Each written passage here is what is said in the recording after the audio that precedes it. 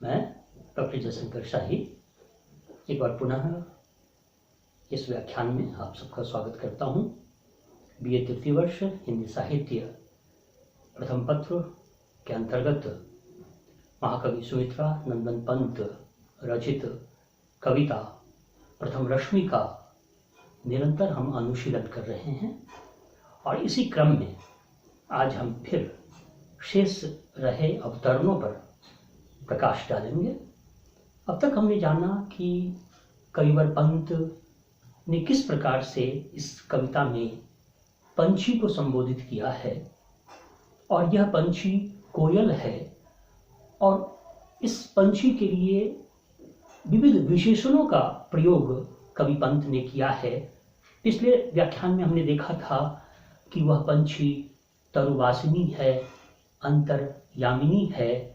इसके अलावा उस पंछी के बारे में पंत कहते हैं कि वह रंगिनी है, बाल विहंगिनी है। तो इस प्रकार से कई विशेषणों का प्रयोग पंत ने किया है।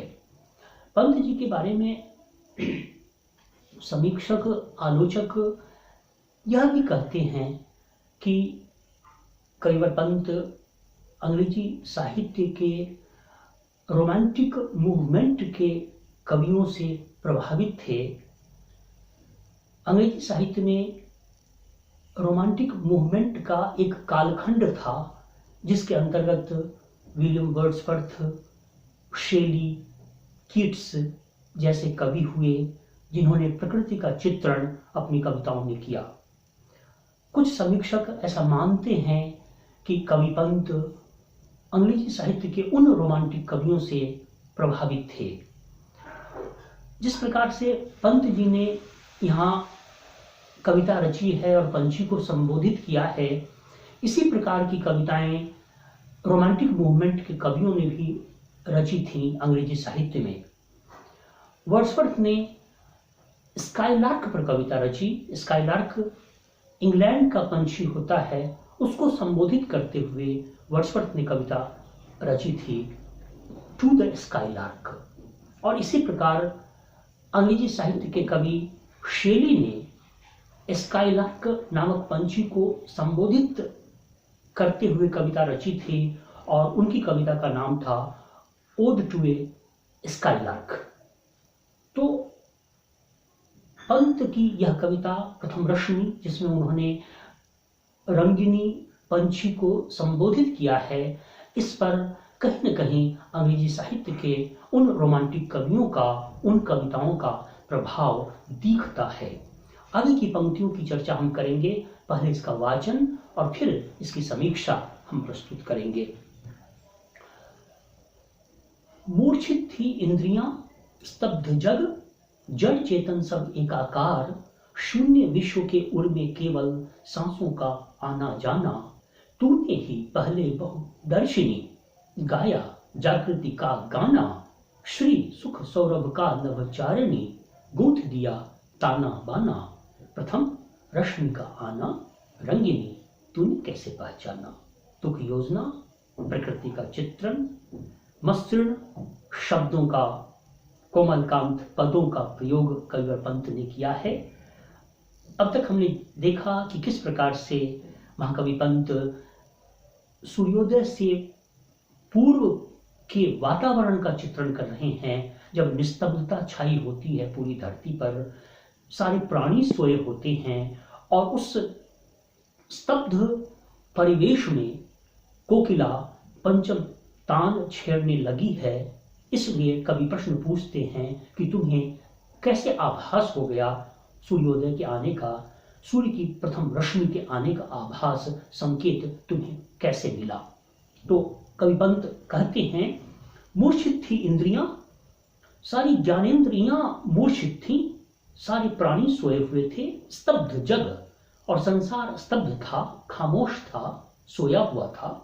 जड़ चेतन सब एकाकार, जड़ और चेतन सब एकाकार हो चुके थे। चेतनता नहीं थी, गतिशीलता नहीं थी, सक्रियता नहीं थी। जड़ चेतन सब एकाकार हो चुके थे। ऐसा परिवेश था, रात्रि का परिवेश था, शून्य विश्व के उर में केवल सांसों का आना जाना।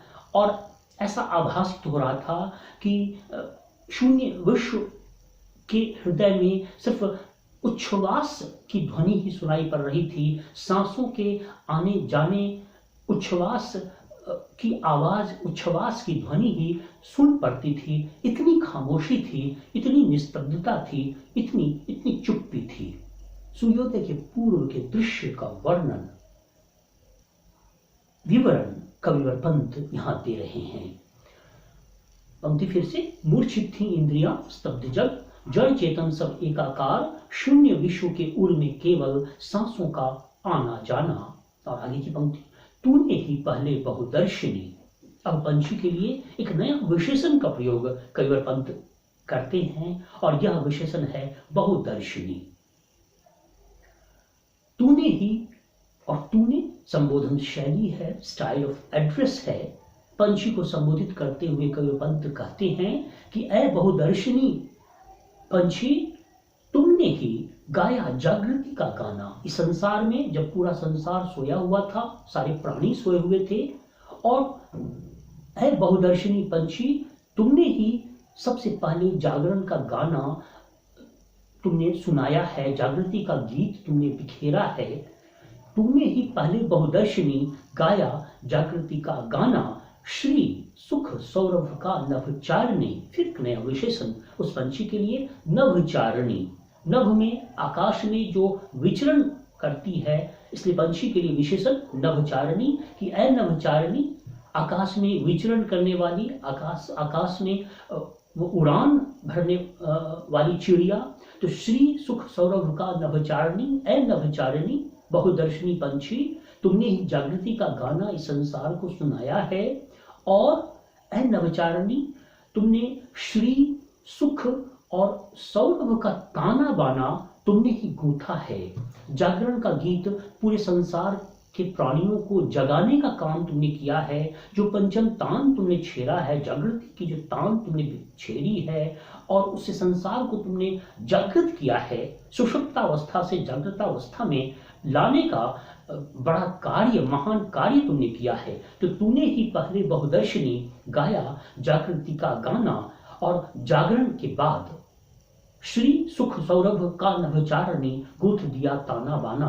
और सूर्योदय होने के बाद जब सारे प्राणी जग जाते हैं, उसके बाद पूरी धरनी पर, पूरी अवनी में, पूरे संसार में किस प्रकार से परिवर्तन, मनोहारी परिवर्तन होता है, उसका चित्रण कविवर पंत करते हैं। और कहते हैं श्री सुख और सौरभ, सौरभ कहते हैं सुगंध को।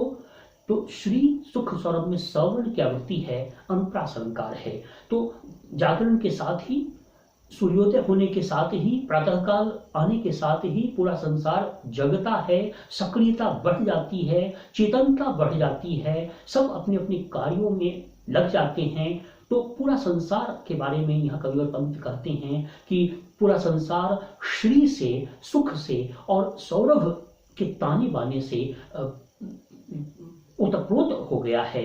और यह कार्य उस पंछी ने किया है। तो तूने ही पहले बहुदर्शनी गाया जागृति का गाना, श्री सुख सौरभ का नभचारिणी गूंथ दिया ताना बाना।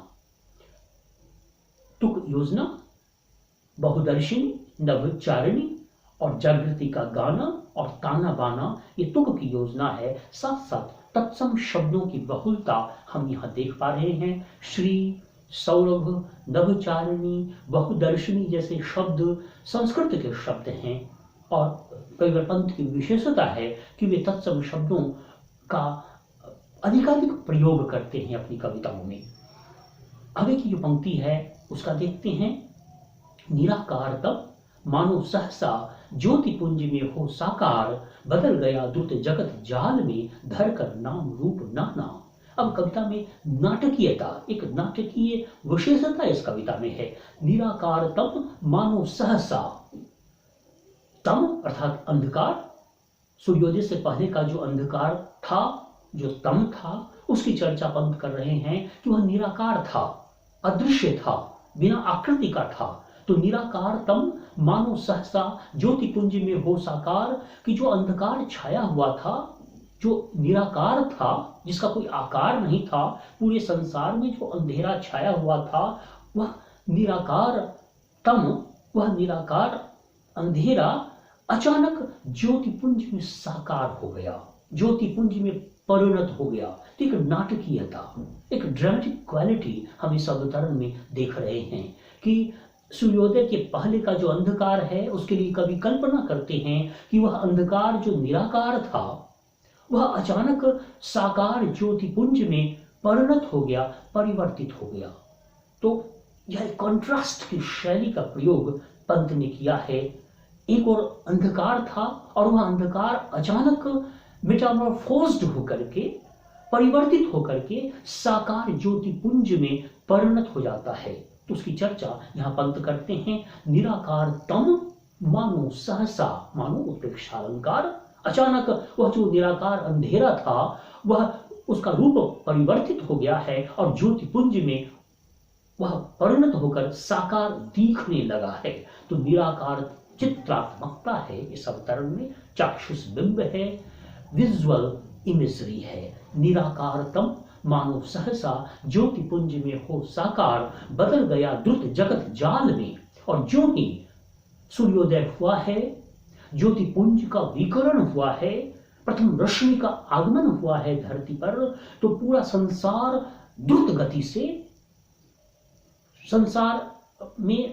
संसार जो अदृश्य था, जो अंधकार के कारण, तम के कारण जो अदृश्य था, ओझल था, वह दृश्यमान हो गया है।